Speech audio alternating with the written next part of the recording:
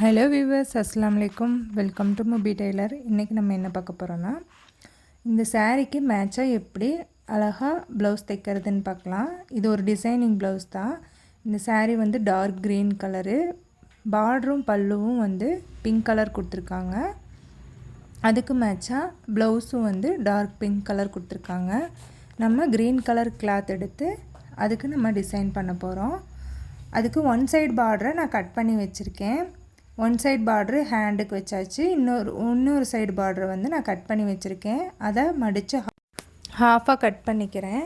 இப்படி நம்ம பார்டரை கட் பண்ணி நம்ம டிசைன் வைக்கல, பார்ட்ரு வந்து ஒரே பேட்டர்னாக இருக்க மாதிரி பார்த்துக்கணும். மேலே ஒரு பேட்டர்ன் கீழே ஒரு பேட்டர்ன் வந்துச்சுன்னா அதை ஜாயின் பண்ணி தைக்கல டிசைன் வந்து தொடர்ச்சியாக வராது. ஒரு பார்டர் ஒரு டிசைனாகவும், அதை தொடர்ந்து இன்னொரு பார்டர் இன்னொரு டிசைனாகவும் வரும்.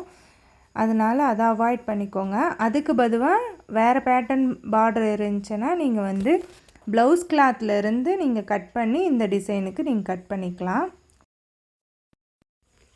இப்போ நான் கட் பண்ணி எடுத்துகிட்டு அந்த க்ரீன் கலர் கிளாத்தை எடுத்து பிசுறு சைடு கட் பண்ணாமல் நான் வந்து கரை சைடு கட் பண்ணிக்கிறேன். இந்த சைடு கட் பண்ணால் நூலாக பிரிஞ்சு வரும். அதனால் நம்ம கரை சைடு கட் பண்ணிக்கலாம். கரை சைடு நான் 1 மீட்ரு கிளாத்தை 2ஆக மடித்து போட்டிருக்கேன். அப்படி மடிச்சிருந்த மாதிரியே போட்டு கட் பண்ணிக்கிறேன். 2 கிளாத் கிடைக்கும். அப்போ நமக்கு பார்டரை விட 1/2 இன்ச் அதிகமாக நான் வச்சு கட் பண்ணிக்கிறேன். இந்த டிசைனுக்கு அந்த மாதிரி வச்சு கட் பண்ணிங்கன்னா தான் அழகாக இருக்கும். அதனால் நம்ம பார்டரை விட 1/2 இன்ச் அதிகமாக வச்சு கட் பண்ணிக்கிறேன்.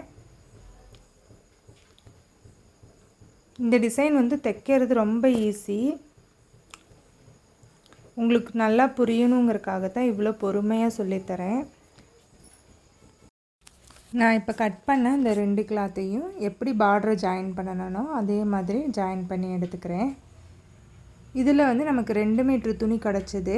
அதில் வந்து நமக்கு பிங்க் கலரில் வந்து 70 பாயிண்ட் தான் துணி இருந்துச்சு. அதனால் வந்து நம்ம கொஞ்சம் வேஸ்ட் பண்ணாமல் அந்த சாரியை தறியில் நெய்யும் போது இந்த ஃபிக்ஸ் பண்ணியிருப்பாங்க, அதில் வந்து ஹோலெல்லாம் இருக்கும் அந்த பார்டரில். அந்த ஹோலை கூட நம்ம எடுத்து விட்டு அதை வச்சு ஜாயின் பண்ணிக்கிறோம். ஏன்னா நமக்கு வந்து இந்த நெக் டிசைனுக்கு வைக்கையில் நமக்கு பார்டர் பத்தாமல் போயிடும்.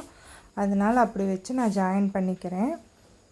இது வந்து கரை சைடு இருக்கிறனால இந்த க்ரீன் கலர்லேருந்து கொஞ்சம் தள்ளி வச்சுக்கிறேன். ஏன்னா கரை சைடு வந்து வேறு கலராக தெரியுது.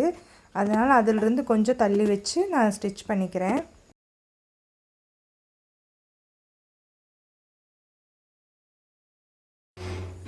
இப்போ எக்ஸ்ட்ரா இருக்க அந்த க்ரீன் கலர் கிளாத்தை கட் பண்ணிக்கலாம். திருப்பி க்ரீன் கலர் பைப்பிங் வர்ற மாதிரி உள் துணியெல்லாம் நல்லா உள்ளே சொருகி விட்டு மடிச்சடிச்சுக்கலாம். அப்போது நமக்கு அந்த க்ரீன் கலர் வந்து பைப்பிங் மாதிரி வரும். அதுக்காகத்தான் நம்ம வந்து 1/2 இன்ச் எச்சா விட்டுருந்தோம். மடித்து அந்த குழிக்குள்ளேயே கரெக்டாக தைச்சிட்டு வந்தால் சரியாக இருக்கும். இப்போ பாருங்கள், நான் வந்து பிங்க் கலர் நூல் தான் போட்டிருக்கேன். ஆனால் வந்து அந்த குழிக்குள்ளேயே கரெக்டாக தைச்சிட்டு வந்தால் அந்த நூலோட இது தெரியாது. பைப்பிங் பார்க்குறக்கு நீட்டாக இருக்கும். அந்த பிசுரை ஃபுல்லாக உள்ளே சொருகி விட்டு மடித்து அதுக்கப்புறம் நீங்கள் வந்து அந்த குழிக்குள்ளேயே தைச்சிட்டு வாங்க. அப்போ நீட்டாக நமக்கு ஒரு பைப்பிங் கிடைக்கும். இதை விட நம்ம சன்னமாக கூட வைக்கலாம். ஆனால் இது டிசைனில் தெரியணுங்கிறதுக்காக நம்ம கொஞ்சம் மொத்தமான பைப்பிங்கை இதுக்கு வச்சுக்கிறோம். நெக்குக்கெல்லாம் வைக்கல நம்ம ரொம்ப சன்னமாக கூட பைப்பிங் வைக்கலாம். இந்த மாதிரி இதே மாதிரி இந்த நெட்டு ஃபுல்லாக இந்த மாதிரி பைப்பிங் கொடுத்து எடுத்துக்கலாம். இப்போ ஆப்போசிட் சைடில் க்ரீன் கலர் கிளாத்தும் பிங்க் கலர் கிளாத்தும் ஜாயிண்ட் ஆகிற மாதிரி ஒரு ஸ்டிச்சு போட்டு எடுத்துக்கிறேன். ஸ்டிச்சு போட்டுட்டு நம்ம இந்த துணியை வந்து ஃப்ளீட் வைக்க போகிறோம். 1/2 இன்ச்சு ஃப்ளீட்டு, 1/2 இன்ச்சு ஃப்ளீட் மேலே வர மாதிரி, 1/2 இன்ச்சு ஃப்ளீட், அது 1/2 இன்ச்சு துணி உள்ளே போகிற மாதிரி பார்த்துக்கோங்க. அப்படி இருந்துச்சுன்னா தான் நெருக்கமாக ஃப்ளீட் வச்சா தான் இந்த டிசைனுக்கு நல்லாயிருக்கும். 1/2 இன்ச் மடிக்கிறோம், 1/2 இன்ச்சு துணி உள்ளே போகிற மாதிரி இருக்க மாதிரி பார்த்துக்கோங்க. இப்படியே ஃபுல்லாக வச்சு இந்த துணி ஃபுல்லாக ஃப்ளீட் வச்சு கம்ப்ளீட் பண்ணிக்கலாம். இப்படி நம்ம வச்சு தைக்கையில் ஒரு பக்கத்து ஃப்ளீட்டு பிங்க் கலராகவும் ஒரு பக்கத்து ஃப்ளீட்டு க்ரீன் கலராகவும் வரும். இது வந்து நம்ம நெக்கில் வச்சு அளவு கரெக்டாக இருக்கான்னு பார்த்தோம். அளவு கரெக்டாக வந்து இல்லை, கொஞ்சம் 2 இன்ச் பத்தாமல் இருந்துச்சு. அதனால் நான் வந்து மேலே ஒரு ஃப்ளீட்டு ஒரு சைடு ஒரு ஃப்ளீட்டையும் இன்னொரு சைடு ஒரு ஃப்ளைட்டையும் 2 பக்கமும் ஒவ்வொரு ஃப்ளீட்டை பிரித்து விட்டுக்கிறேன். அப்புறம் பிரித்து விட்ட போது ஷோல்டர் கிட்டால் கொஞ்சம் ஃப்ளீட் இல்லாத மாதிரி இருந்துச்சு. ஆனால் வந்து நீட்டாக தான் இருந்துச்சு பார்க்குறதுக்கு. அதனால் ஷோல்டர் கிட்டால் கொஞ்சம் கம்மியாக இருந்தால் பரவாயில்ல, இதுக்குள்ளே போகிறது தானே, தையலுக்குள்ளே போகிறது தானே. அதனால் நான் ஒரு ஃப்ளீட்டை பிரித்து விட்டு 2 சைடுமே பிரித்து விட்டு கரெக்ட் பண்ணிக்கிட்டேன்.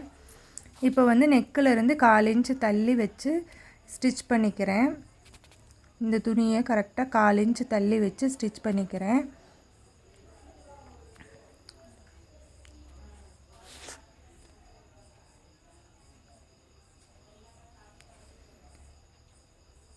ஸ்டிச் பண்ணி எடுத்துட்டு அந்த க்ரீன் கலர் கரை வருதுங்கள, அந்த கரையிலேருந்து நம்ம 1/2 இன்ச் உள்ளே தள்ளி ஒரு தையல் போட்டு எடுத்துக்கிறோம். 1/2 இன்ச் உள்ளே தள்ளி அந்த ஃப்ளீட்டை எல்லாம் கரெக்ட் பண்ணி வச்சு நம்ம ஒரு தையல் போட்டு எடுத்துக்கிறோம்.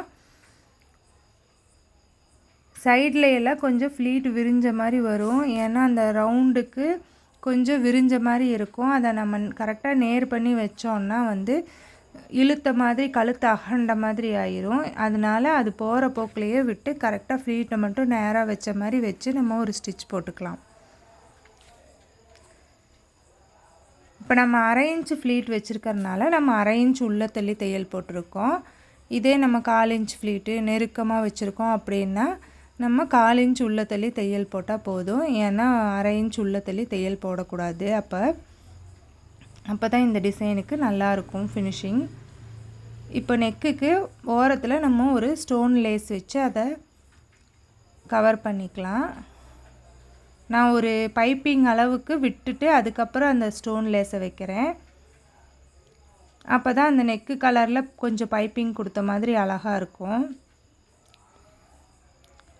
ஸ்டோன் லேஸ் வைக்கையில் அந்த வளைவுகளில் அவுட்டர் சைடு வந்து கரெக்டாக இருக்க மாதிரி, அந்த ஸ்டோன் இருக்குது பார்த்திங்களா, அந்த சைடில் வந்து கரெக்டாக வளைவு உட்கார்ற மாதிரி வச்சிங்கன்னா இந்த சைடில் வந்து நமக்கு கொஞ்சம் சின்ன சின்ன மடிப்புகள் வரும். அந்த மடிப்புகள் அதுபடியே இருக்க மாதிரி, அந்த மடிப்பாகவே இருக்கிற மாதிரி கொஞ்சம் மடித்து விட்டு தைச்சிட்டிங்கன்னா கரெக்டாக இருக்கும். இப்போ எக்ஸ்ட்ரா ஸ்டோன் எல்லாம் பிரித்து விட்டுக்கிறேன். அந்த பக்கம் தைக்கையில் ரொம்ப ஈஸியாக தைச்சிடலாம். ஆனால் இந்த பக்கம் தைக்கையில் ஸ்டோன் இருக்கிறதுனால ரொம்ப மெதுவாக பார்த்து தான் தைக்கணும். கொஞ்சம் ஸ்டோன் ஏறுனாலும் ஊசியில் ஏறினாலும் ஊசி உடஞ்சிரும். ஏன்னா இது வந்து மிரர் ஸ்டோனு ஜர்கான் ஸ்டோன் வச்சுருக்கு. பிளாஸ்டிக் ஸ்டோனாக இருந்தால் பயம் இல்லாமல் தைக்கலாம், உடையாது. இப்போ ஸ்டோன் லேஸ் வச்சும் கம்ப்ளீட் பண்ணி எடுத்துக்கிட்டேன். இப்போவே இந்த டிசைன் அவுட்லுக் நல்லாயிருக்கும். ஆனால் இதுக்கு மேலே நம்ம ஒரு டிசைன் பண்ண போகிறோம். இந்த கரையோட மடிப்பை மடித்து ஊசி நூலில் நம்ம வந்து தைக்க போகிறோம். அந்த ஃப்ளீட்டோட நடு சென்டரில் அந்த தையல் தைச்சோம் இல்லையா, அந்த தையலோட சென்டரில் நம்ம வந்து ஊசியை இன்செர்ட் பண்ணி எடுத்து அந்த க்ரீன் கலர் அந்த மடிப்பை வந்து மடித்து அந்த எட்ஜில் வந்து தைச்சி ஒரு பாசி வச்சு நம்ம ஜாயின் பண்ண போகிறோம். இப்போ நெக்கு ஃபுல்லாக இதே பேட்டர்னை நம்ம ரிப்பீட் பண்ண போகிறோம். அந்த தையலோட நடுவில் நம்ம ஊசியை உள்ளே விட்டு இந்த கரையை மடித்து அதுக்கப்புறம் அந்த கரையோட முனையில் ஒரு பாசி வச்சு நம்ம தைக்க போகிறோம்.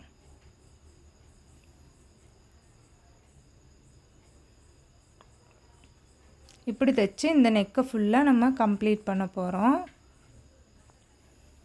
மறுபடியும் அகைன் இன்னொரு டைம் ஊசியை உள்ளே எடுத்து அந்த எட்ஜில் இருக்க துணியை கொஞ்சமாக பிடிச்சு தைச்சு ஒரு பாசியை எடுத்து வச்சு அதுக்கப்புறம் மறுபடியும் உள்ளே இன்செர்ட் பண்ணுறோம்.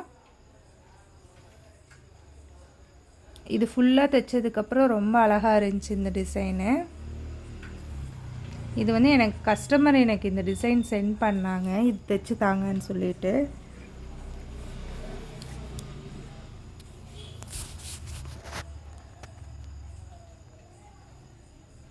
இப்போ மறுபடியும் அகைன் ஒரு தடவை ஊசி உள்ளே இன்செர்ட் பண்ணி எடுத்து மடிப்போட ஓரத்தில் இருந்து அந்த கிளாத்தில் குத்தி மறுபடியும் ஒரு பாசி எடுத்து கோர்த்து அதுக்குள்ளே மறுபடியும் இன்சர்ட் பண்ணுறோம்.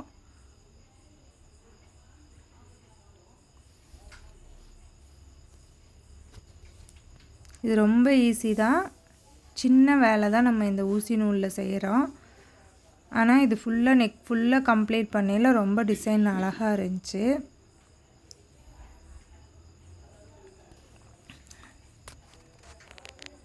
நார்மலாக மடிப்பாக இல்லாமல் இது ஒரு ஃப்ளாரல் பேட்டர்ன் மாதிரி இருந்துச்சு. நீங்களே பாருங்கள். நம்ம வீடியோ உங்களுக்கு பிடிச்சிருந்துச்சுன்னா லைக் பண்ணுங்கள், ஷேர் பண்ணுங்கள், கமெண்ட் பண்ணுங்கள். சப்ஸ்கிரைப் பண்ணாதவங்க மறக்காமல் சப்ஸ்கிரைப் பண்ணுங்கள். இதுதான் அந்த ப்ளவுஸோட அவுட்லுக். தேங்க்ஸ் ஃபார் வாட்சிங்.